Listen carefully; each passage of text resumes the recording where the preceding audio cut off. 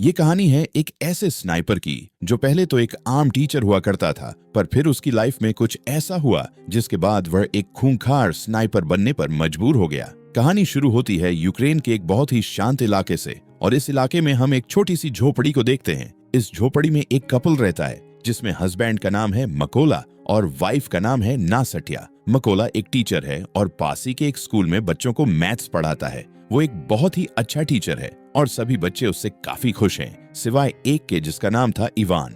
Ivan एक बहुत ही बदतमीज लड़का था और वह मकोला को नीचा दिखाने का एक मौका नहीं छोड़ता, लेकिन मकोला को भी उसकी बातों से कोई फर्क नहीं पड़ता और वह अपनी जिंदगी में मस्त रहता। एक दिन जब मकोला अपने स्कूल में था तब उसे यह बात पता लगी कि रशिया ने यूक्रेन पर हमला कर दिया है और यूक्रेन की बहुत सी जगहों पर कब्जा कर लिया है। शाम को जब मकोला अपने घर आया तो उसे यह बात पता लगी कि उसकी वाइफ प्रेग्नेंट है। ये जानकर उसे काफी खुशी हुई और उन दोनों ने मिलकर इस खुशी को सेलिब्रेट किया। अगले दिन मकोला अपनी वाइफ को बाय बोलकर अपने काम पर निकल गया, लेकिन जब वह रास्ते में था तब उसने दो सैनिकों को देखा। हालांकि मकोला ने इस पर ज्यादा ध्यान नहीं दिया और फटाफट से अपने स्कूल पहुंचा, लेकिन जब वह स्कूल के अंदर आया तो उसे पूरा स्कूल खाली मिला। तभी उसने टीवी पर न्यूज़ देखी कि रशिया ने उसके शहर पर भी कब्जा कर लिया है और अब उसे एहसास हुआ कि उसने रास्ते में जो सैनिक देखे थे वो असल में रशिया के थे। यह सोचकर उसे अपने वाइफ की फिक्र हुई और वह फौरन अपने घर की ओर भागा। जब निकोला घर पहुंचा तो उसने उन दो सैनिकों को देखा जो उसकी वाइफ को बुरी तरह से पीट रहे थे। उसने अपनी वाइफ को बचाने की कोशिश की, लेकिन इन सैनिकों ने उसकी भी धुनाई कर दी। मकोला ने उनसे रिक्वेस्ट करी कि वह उसकी वाइफ को न मारे क्योंकि वह प्रेग्नेंट है, लेकिन इन सैनिकों ने उसकी एक नहीं सुनी। थोड़ी धुनाई के बाद उन्होंने मकोला के घर की तलाशी ली और उसे आग के हवाले करके वहां से जाने लगे। अब अपने घर को जलता देख नासटिया गुस्से से लाल हो गई और एक पत्थर उठाकर उन्हें मारने की कोशिश की। यह देखकर उन सैनिकों ने गोली चला दी और नासटिया की मौके पर ही मौत हो गई। अब अपनी वाइफ को मरता देख मकोला पूरी तरह से टूट गया और फूट फूट कर रोने लगा। ऐसे ही कुछ घंटे बीत गए और दो यूक्रेन सैनिक मकोला के पास आए। उन्होंने उसकी पहचान करी और एक कब्र खोदकर नाया को दफनाने में उसकी मदद की। नासटिया की मौत के बाद मकोला की जिंदगी पूरी तरह से बिखर चुकी थी और अब ना तो उसके पास कोई घर था और ना ही कोई फैमिली। मकोला बदले की आग में जल रहा था और उसे हर हाल में उन सैनिकों को खत्म करना था, और यही सोचकर उसने यूक्रेन की फौज में शामिल होने का फैसला किया। इसके बाद ये दोनों सैनिक मकोला को लेकर अपने बेस पर आए, लेकिन जब उनके सीनियर ने मकोला को देखा तो वो काफी नाराज हो गया और उसे फौज में भर्ती करने से मना कर दिया, क्योंकि उसे डर था कि कहीं मकोला कोई जासूस ना हो। यहाँ मकोला ने उसे पूरी बात बताई और उसे यकीन दिलाया कि वह रशियन सैनिकों को मारकर इस देश को आजाद करना चाहता है। ये सुनकर कर्नल ने उसे एक मौका देने का फैसला किया और अगले दिन से ही उसकी ट्रेनिंग शुरू हो गई। अब चूंकि निकोला एक आम इंसान था, इसीलिए उसे ट्रेनिंग के दौरान काफी मुश्किलें हो रही थी। यहाँ एक साथी ऑफिसर ने मकोला की मदद की और उसे गन को असेंबल और डीअसेंबल करना सिखाया। कैंप में मौजूद सभी लोगों को लग रहा था कि मकोला कभी भी एक अच्छा सैनिक नहीं बन पाएगा, लेकिन उसने भी हार नहीं मानी और अपनी ट्रेनिंग करता रहा। एक एक रात मकोला अपने साथियों से कहता है कि वह उसे उसके नाम से ना बुलाएं, क्योंकि उसका कोड नेम रेवन है। ये सुनकर सभी उस पर हंसने लगे और उसे बताया कि किसी भी सोल्जर को कोड नेम इतनी आसानी से नहीं मिलता, बल्कि उसे कमाना पड़ता है। हालांकि मकोला को इन बातों से कोई फर्क नहीं पड़ा और वो अपनी ट्रेनिंग करता रहा।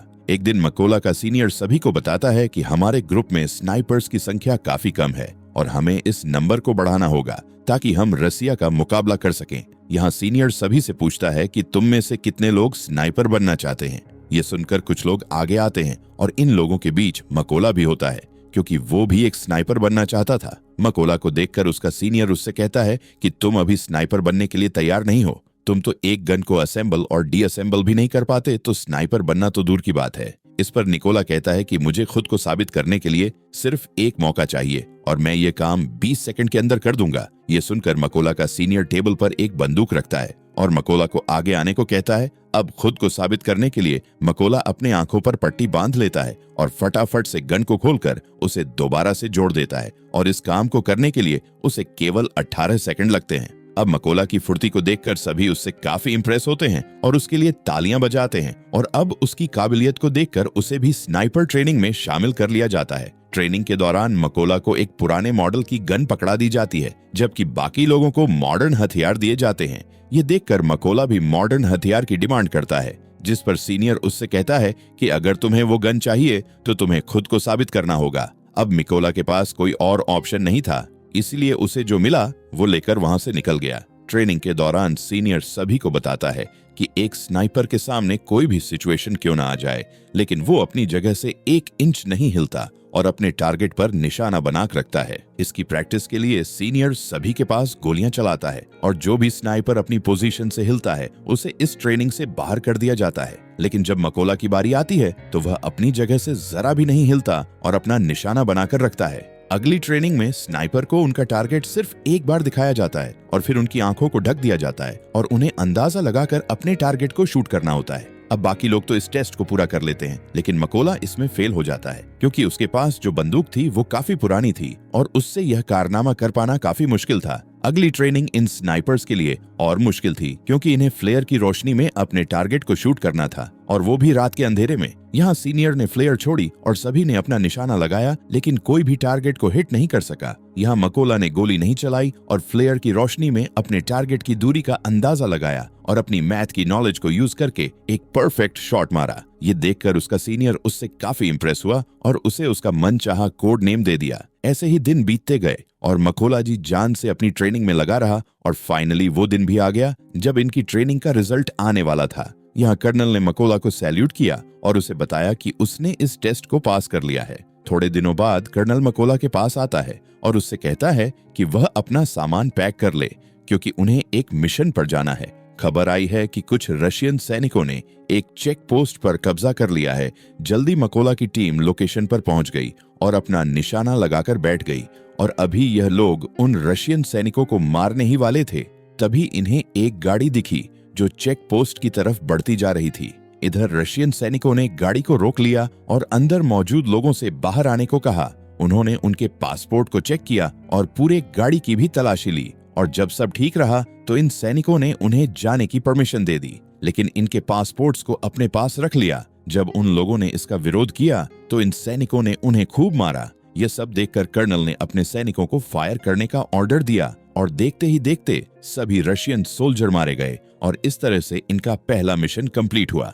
मिशन के बाद जब सभी बेस पर लौटे तो मकोला ने देखा कि उसके बहुत से साथी बेस पर मौजूद नहीं हैं। उसे बताया गया कि उसके बाकी साथियों को एक दूसरे मिशन पर भेजा गया है। अगले दिन मकोला को खबर लगी कि उस मिशन के दौरान उसके बहुत से साथी मारे गए हैं और उन सभी लोगों को एक रशियन स्नाइपर ने मारा है। उस स्नाइपर का नाम सेरी था और वो रशिया का सबसे घातक स्नाइपर था। ऐसे ही कुछ दिन बीत गए और मकोला अपने साथियों के साथ अपने अगले मिशन पर निकल गया। लोकेशन पर पहुंचकर इन्होंने चारों तरफ माइंस बिछा दी और अपनी पोजीशन लेकर बैठ गए। थोड़ी देर बाद रशियन सैनिक वहां पहुंच गए और इन सैनिकों के साथ इवान भी था। इवान वही लड़का था जो स्कूल में मकोला को परेशान किया करता था और अब उसने रशियन आर्मी ज्वाइन कर ली थी। अब जैसे ही उनके पैर लैंड माइंस पर पड़े वहां एक जोरदार धमाका हुआ और वो सभी मारे गए। यहाँ कर्नल ने मकोला को समझाया कि उसे इवान की मौत का जरा भी दुख नहीं होना चाहिए क्योंकि रशियन आर्मी को ज्वाइन करना इवान का अपना फैसला था। मिशन पूरा करके